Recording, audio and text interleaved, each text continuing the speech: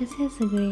सकाळचं काम आवरत होती आणि तेवढ्या टचकेने माझा फोन पाडला आणि पाडला म्हणजे चांगलाच पाडला आहे, पण तिला तरी काय बोलणार. आणि आज त्यामध्ये मॉर्निंगमध्ये जॉबला गेलेले, म्हणजे पूर्ण दुपार मी चांगलीच फ्री होते आणि फ्री बसून नको ते विचार करण्यापेक्षा स्वतःच्याच केसांवरती एक्सपेरिमेंट करायला बसले. म्हणजे माझे केस मीच कापते, जास्त नाही, फक्त पुढचेच. मग तेवढे कट केले आणि मग मी टचकीच्या वाटी लागले, कारण बरेच दिवस झाले यार तिच्याकडे मी लक्षच दिलं नव्हतं. तिची नखं आणि केस चांगलेच वाढलेले.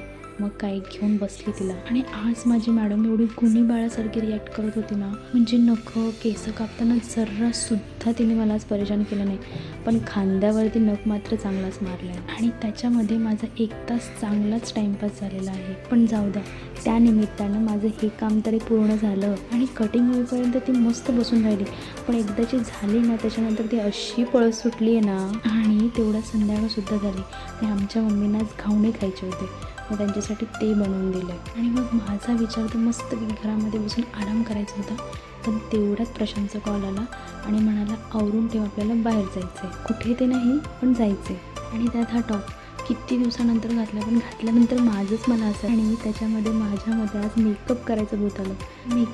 मेकअपची तर बेसिक स्टेपसुद्धा येत नाही, तरी पण ट्राय करत होती आणि फरक तर काहीच पडत नव्हता. म्हणजे करूनसुद्धा पण सेम आणि नाही करूनसुद्धा पण सेमच.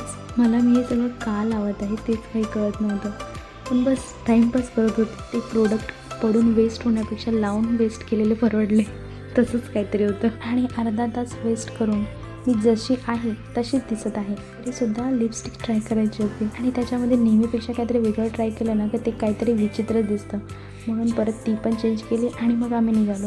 आणि तिथे गेल्यानंतर मला कळालं आहे की हे साहेब माझ्यासाठी फोन घ्यायला आले, आणि तो पण iPhone 17. आणि खरं यार, याच्याबद्दल मला जरासुद्धा आयडिया नव्हती. आणि जेव्हा मला तिथे गेल्यानंतर कळालं तेव्हा यार कसली शॉक झालेली मी, आणि खुश पण तेवढंच होते.